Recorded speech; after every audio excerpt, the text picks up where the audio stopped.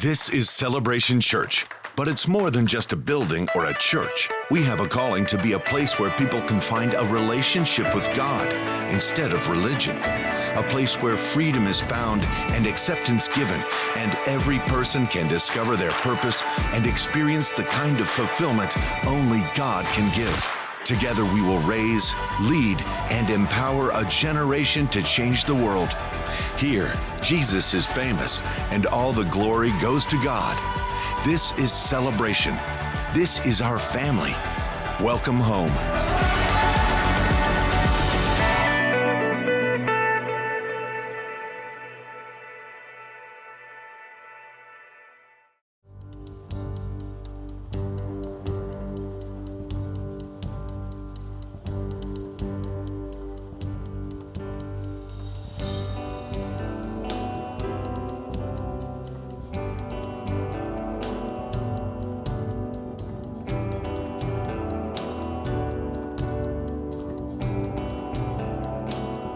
I give you glory for all you've brought me through. And now I'm ready for whatever you want to do. I'm moving forward to follow after you. And now I'm ready for whatever you want to do. Your presence is an open door. We want you, Lord, like never before. Your presence is an open door. So come now, Lord, like never before.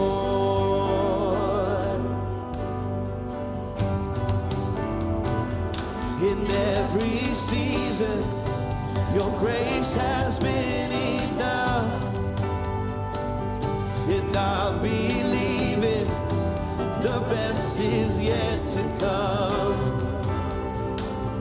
The cross before me, my hope on things above. And in you, Jesus, the best is yet to come. Your presence is an open door. We want you, Lord, like never before.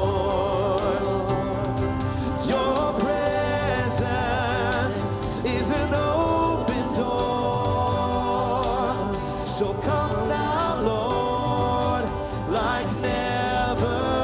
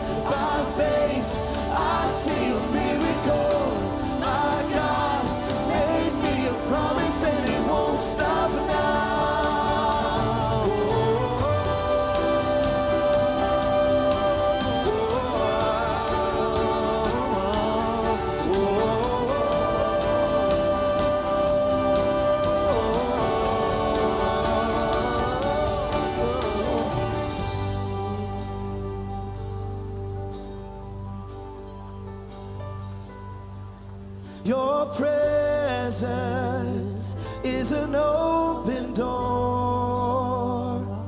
We want you, Lord, like never before. Your presence is an open door. So come now, Lord, like never before.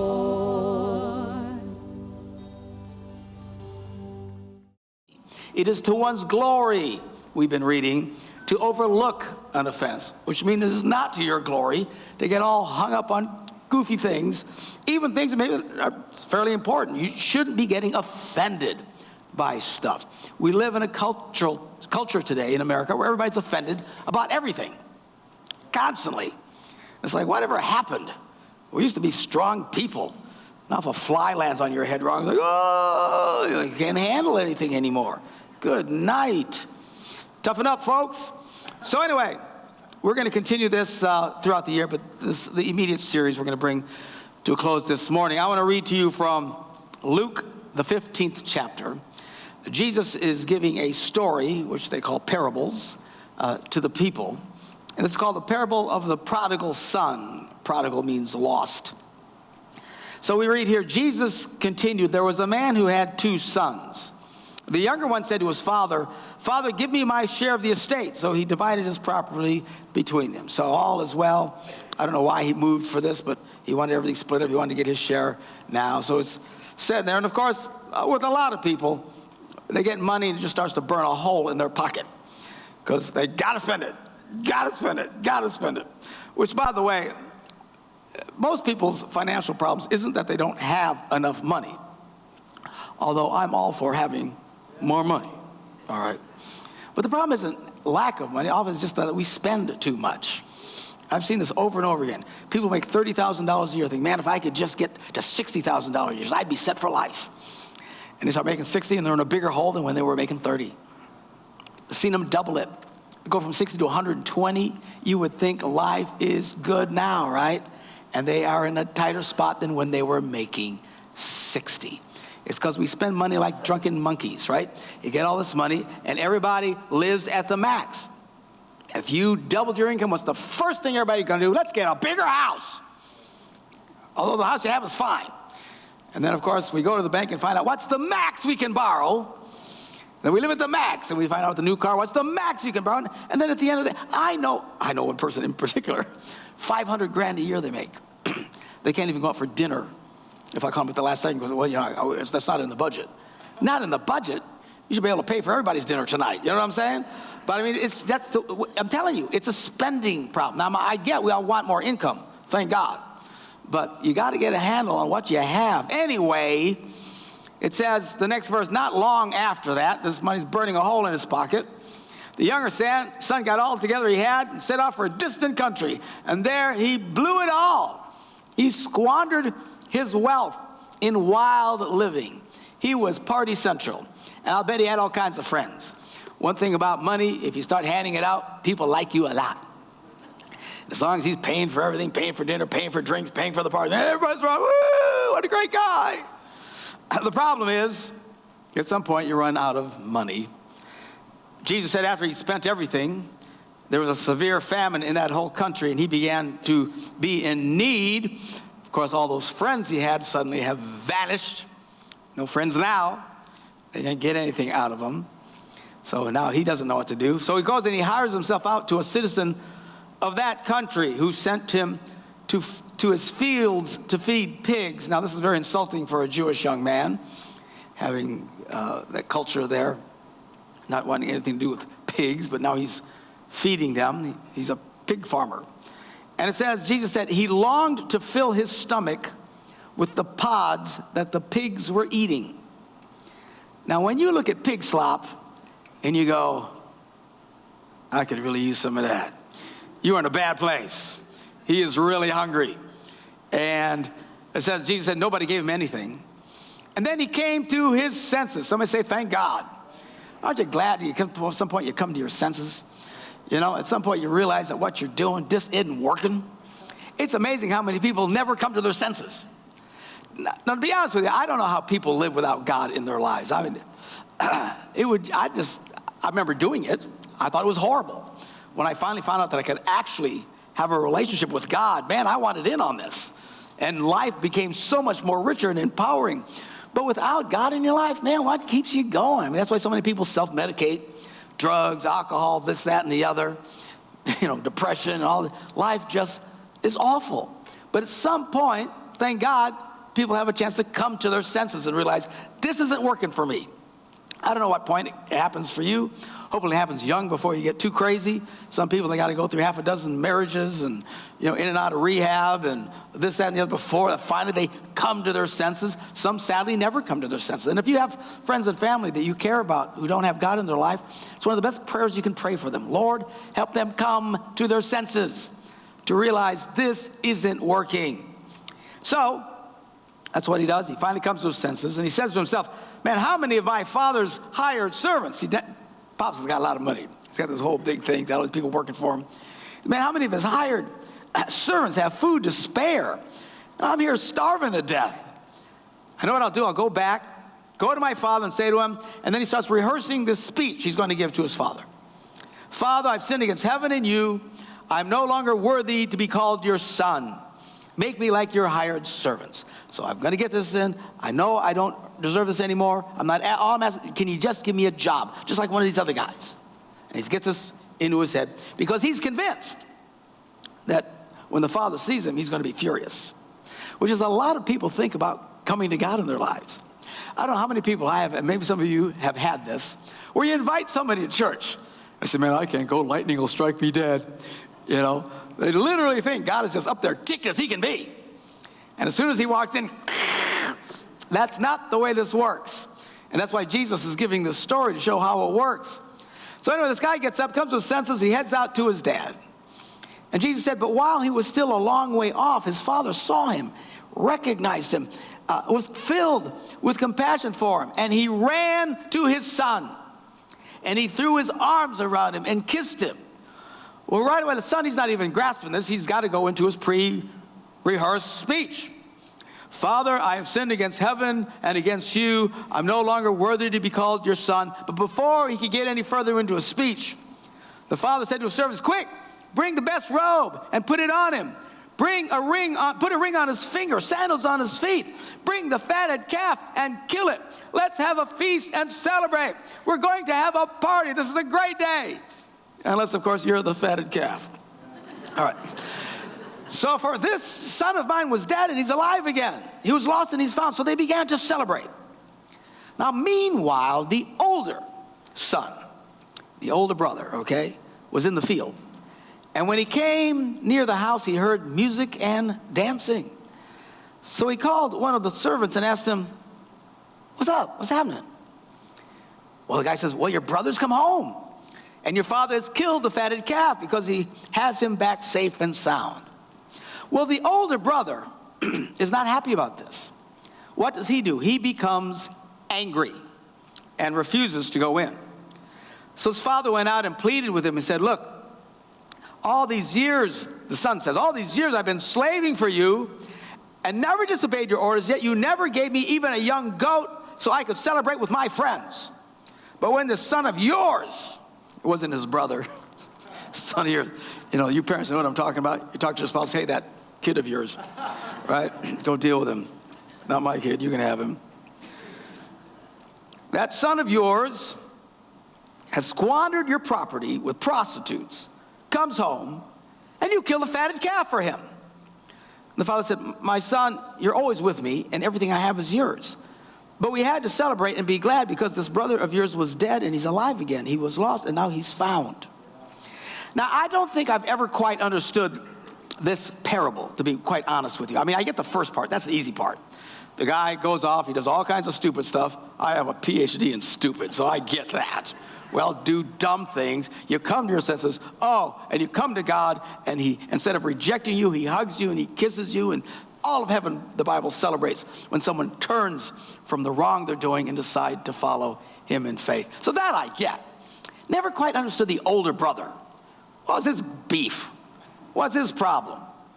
Until I heard Becky Schomer speaking last Sunday. She did a great job. She's a great communicator and also some great insights. And she said something last night that just ding went off in my brain, and a whole lot of things started making sense, and particularly this parable. That's why we're talking about it today.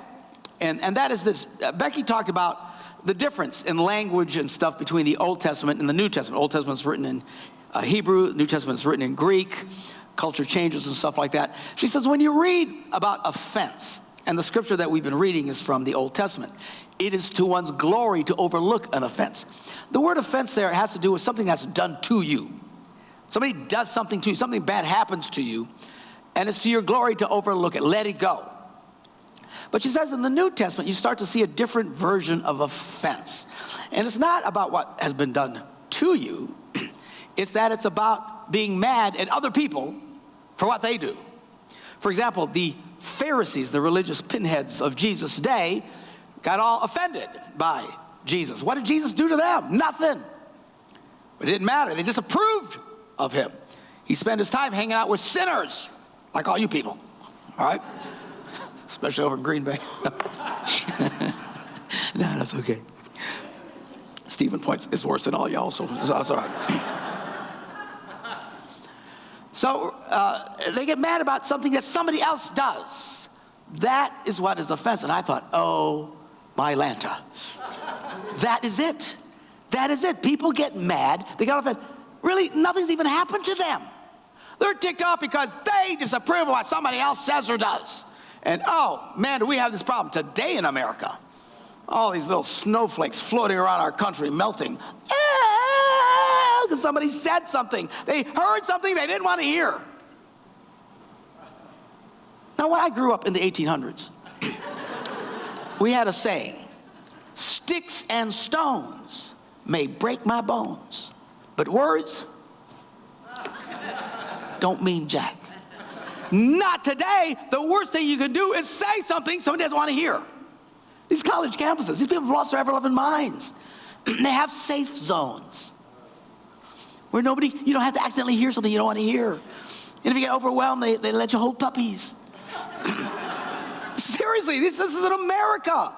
Grown men and women holding puppies and crying because they heard something they didn't want to hear. This has gotten out of control.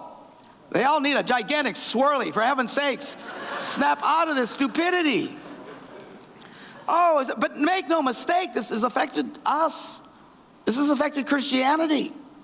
And now people go around and they get mad simply because they disapprove of what somebody else did. Again, has nothing to do with them. I don't like the way this happened. And they get all crazy.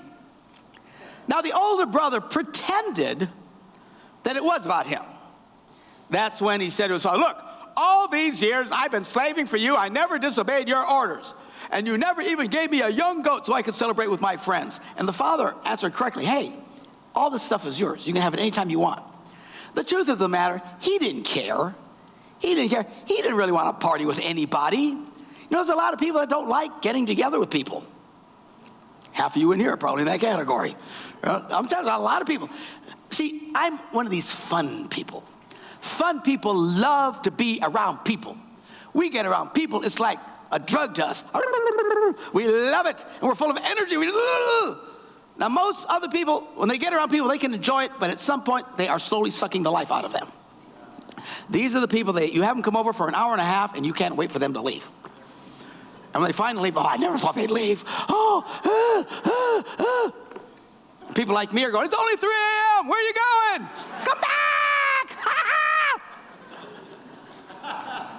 We love to partay. We love people.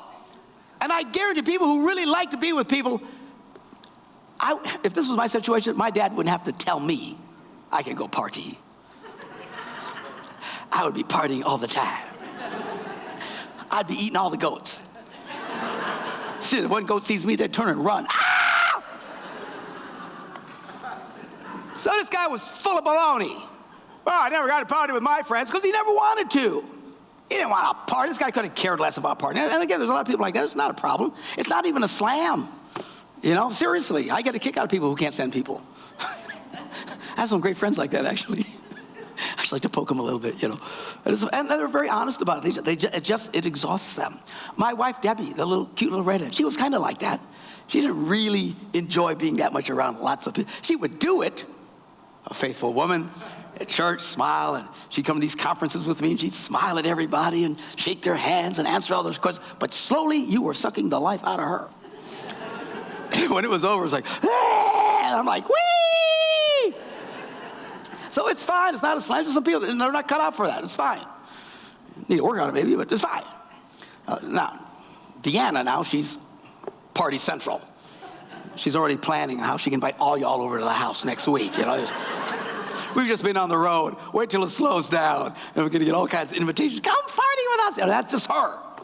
Then I'll probably be going, oh, I can't believe these people are still here. I don't know. But by the way, she says hi. She was going to be here, but she took this weekend off to go visit her family and friends in Alaska. Why anybody would leave here to go to the warmth of Alaska, I don't know, but that's what she did. So greetings from her. Anyway, the truth of the matter, this older brother wasn't very social. He didn't care. But he wants to make it like it's about him. It wasn't about him. We didn't get to the truth until verse 30.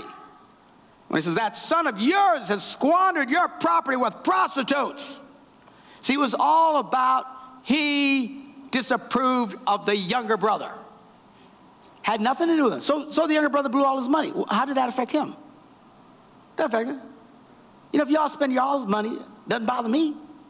You start spending money, my money, we're going to sit and talk. It didn't affect him. What did he care? Nothing he did affected him at all. But he was so disapproving. It shouldn't be done that way. This is a problem that has poisoned so many churches in America today. People get offended often today, not because of something done to them, but because of something they disapprove of what somebody else says, somebody else does.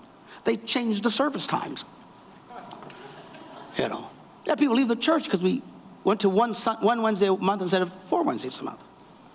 This is crazy to me. Really? It doesn't take much to set people off. And it's really not anything done to let just disapprove of something somebody else does or somebody else says, and they just have a fit. So this morning, the title of my message is Beware the Older Brother Syndrome. What is a syndrome? A syndrome is a group of symptoms which consistently occur together, or a condition characterized by a set of associated symptoms. What are the symptoms of the older brother symptom? Well, number one, if you push, you'll find out that nothing has actually happened to them. Now, if somebody does something to you, you're still supposed to let it go. But at least that I got some compassion for. Some guy comes up, punches you in the face, I get it. You'd want to punch him back, right? Somebody hurts you, somebody attacks, that I understand. Even then, we need to overlook the offense. But when somebody is in this state, it's not about them at all. They're just mad because of something else that somebody else did or did in a way they disapprove of. All right? Number two, they proclaim their love of righteousness. I just want to do the right thing. I believe we should all do the right thing. I can't believe he did the wrong thing. It's just not right. It's just not right. And they become obsessed about what's right. I preached a message a few weeks ago. Beware the love of righteousness. Now that sounds odd because we are supposed to do what is right. But when you start to love what is right more than you love and care about people, now you have a problem. And Jesus talked about this. Remember the Pharisees got all mad at him and says, your disciples are doing what's against the law. And it was. Well, why didn't you say anything to him? And David, he took some of the holy bread that nobody was supposed to eat except the priest, and he ate it with his buddies. Was it wrong? Yes, it was wrong. But in all those cases, and there were other ones where Jesus said the difference is the circumstances. You're not supposed to work on the Sabbath, but if your goat again with the goats, if your goat falls in, and on the Sabbath you get it out. You wouldn't normally do that, but why? Because people think your life is more important than every little strict little thing all the time. But these people, they don't care about what other people do. You don't care about the circumstances. And be careful. That's why Jesus says, do not judge. I'm sorry. I have the attention span of a fly. There we go. Don't judge people harshly. Because the truth is, if you are in the same situation, you'd probably do the same thing. And that's where we deceive ourselves. I would never do that. Yeah, you would. Don't ever think you wouldn't do something. Given the right set of circumstances, any one of us is capable of doing anything. Anything. That's why you want to pray, God, keep me out of those circumstances. That's why we pray the Lord's Prayer. Lead us not into temptation. And more than just the Lord's Prayer, Jesus told his disciples, pray that you don't fall into temptation. That should be one of your prayers. When you pray every day, at some point, you ought to say, God, keep me out of temptation. Keep me out of trouble. Because I know me, and I don't handle that stuff well. You think you're above doing something wrong? You are delusional. Number 3, they're very quick to point out and condemn the actions of others. They're great. And they love to talk about the offense of others. And when you hear people start talking about something they disapprove of, you ought to just, zip it, Skippy. Don't listen to them. Don't get caught up in secondhand offenses. Secondhand offenses tend to be worse than firsthand offenses. I don't understand it. People get mad about what happened to somebody else. Not only is this person upset because of something's not right, nothing that happened to them, the second person, definitely nothing happened to them, and they're more mad than the first person. And it gets out of control. This is what happens in churches all across America, all the time. There's 400,000 churches in America today. 80% of them have less people than in our campus here in Stevens Point. We're about 150, 200, whatever. I'm sorry, Appleton. I don't know where I'm at. Here in Appleton or Stevens Point. Whatever, same difference there. Most churches in America have 100 people in them or less. 80% of 400,000 churches have less than 100 people in them. Why? That's about how many people you can get together in one room and they don't tick each other off. And even then, they probably do tick each other off, but they stick around because at that point, half the church is related. I'm serious. Hey, my cousin, he's a jerk, but he's my cousin. He'll be coming over later, I don't like that, but that's my uncle, and he married my sister's cousin, and, About 75 people will get together in a little, group,